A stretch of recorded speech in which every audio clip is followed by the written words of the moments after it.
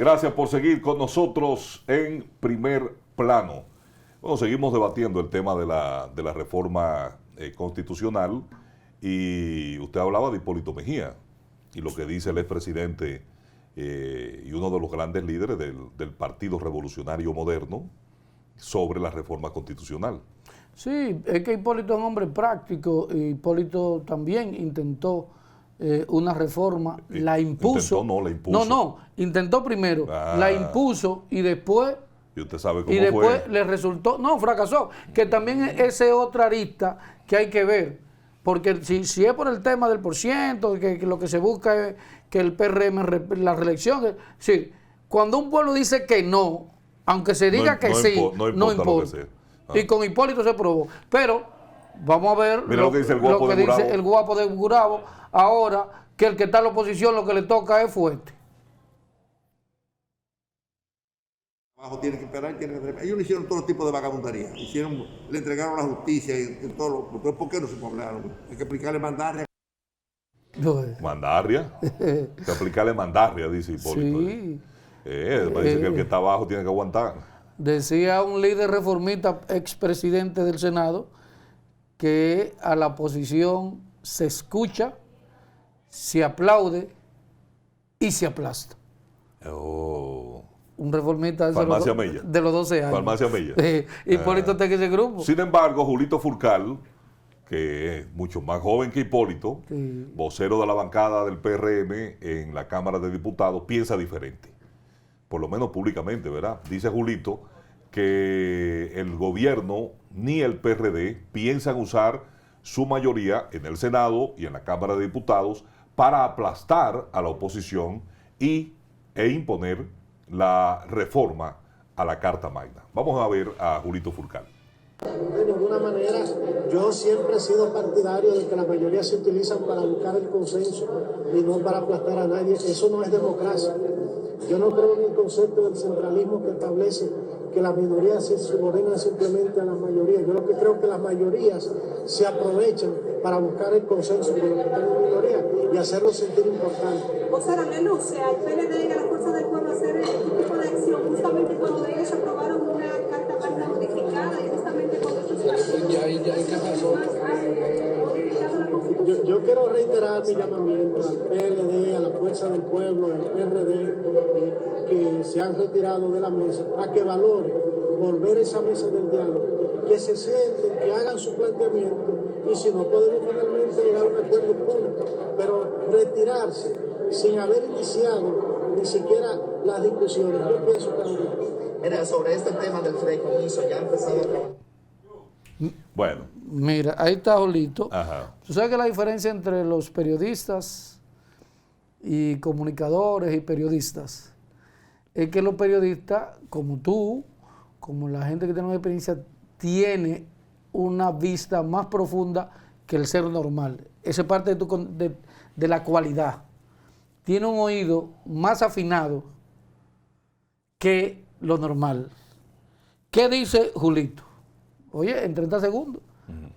Él dice, no vamos a aplastar a la oposición. Primero, en una reforma constitucional no lo pueden aplastar porque no cuenta con la 2/3 partes que se requiere para hacer una reforma constitucional. No tiene mayoría. No tiene mayoría. La 2/3 partes, número uno. Pero se le escapa una frase fundamental que es el subconsciente cuando dice hacerlo sentir importante. Si tú quieres ahora, dile al director que te lo ponga para que la gente lo escuche. Es decir, dice, no se puede, que la mayoría, que si o qué, que batatín, que esto y lo otro. Contrario a lo que dice Hipólito. Para hacerlo sentir importante. ¿Qué es lo que yo tengo que sentir importante? Porque tú no eres importante en nada. Eso se le zafó. Entonces, es el tema de que uno desarrolla un instinto que no es normal. Entonces, vamos a los números.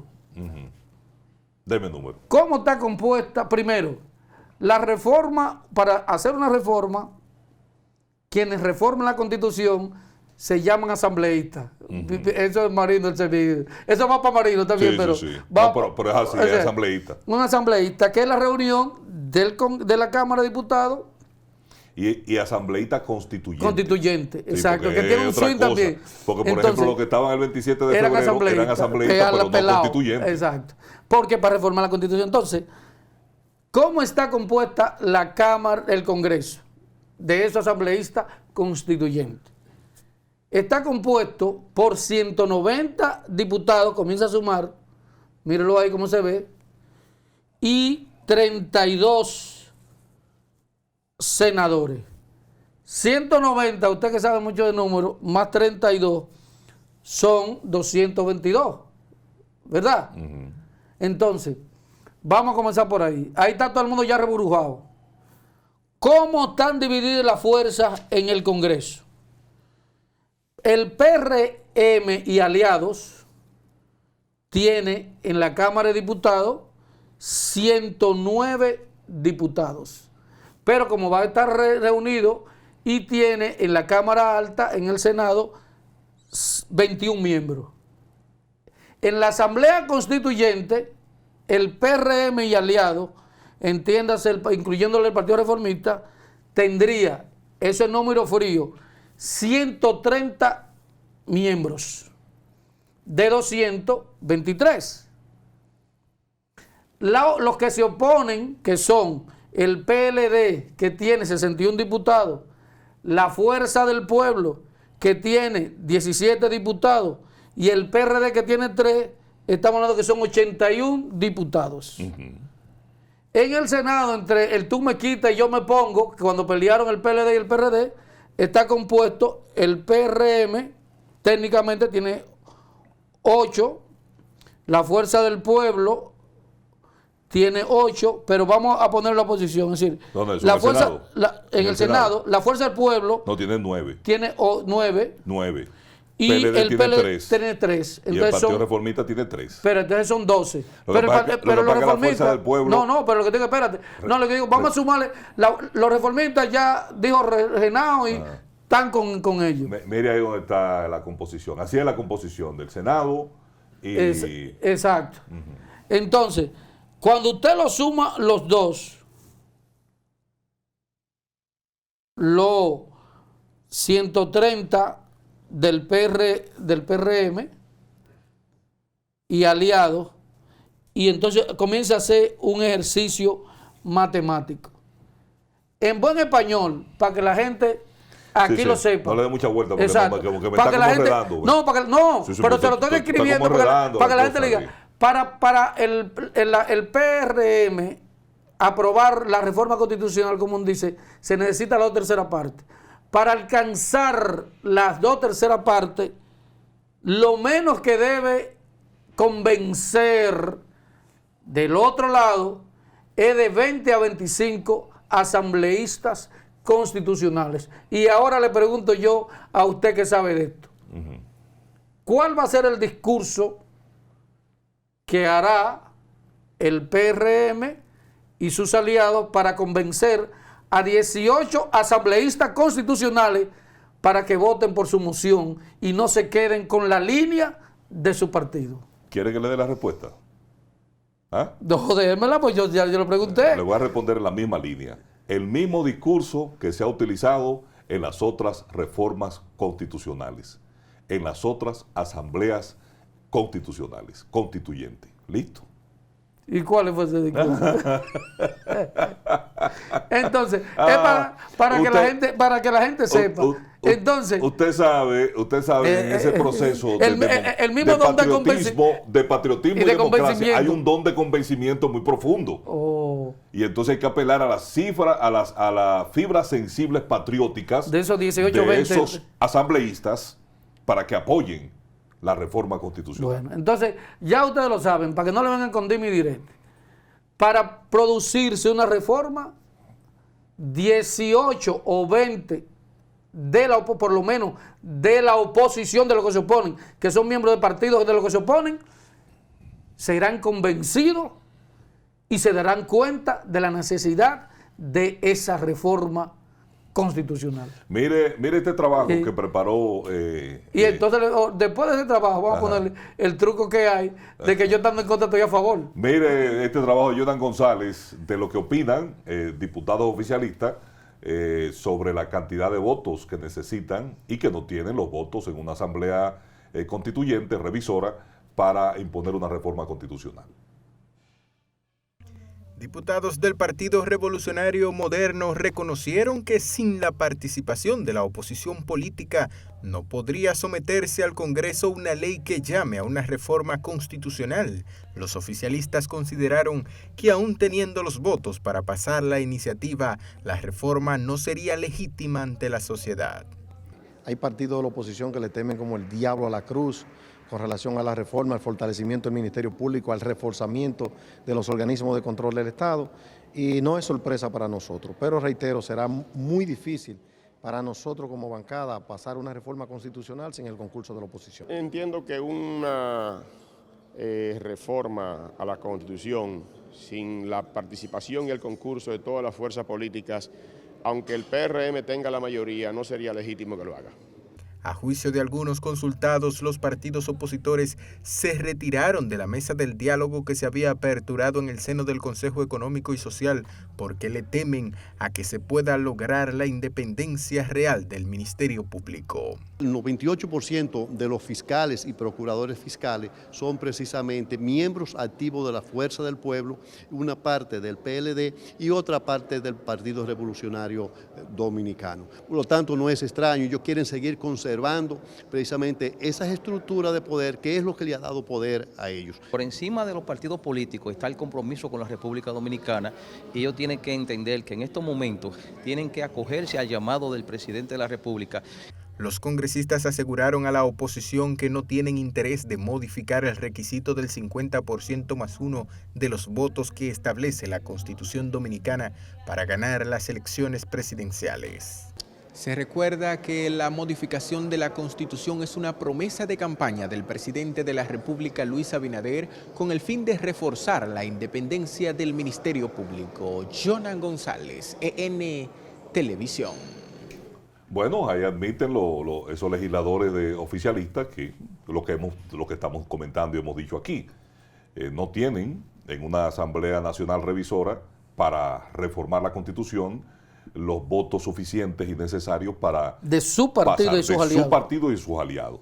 Entonces, habría que utilizar un nivel de convencimiento en la conciencia patriótica para que algunos asambleístas de la oposición pasen a endosar el proyecto de reforma. ¿Y se lograría? Digo, pregunto. Bueno, pero Hipólito no tenía mayoría y lo logró.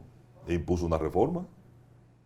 El PLD tampoco tenía mayoría y lo logró e impuso su reforma.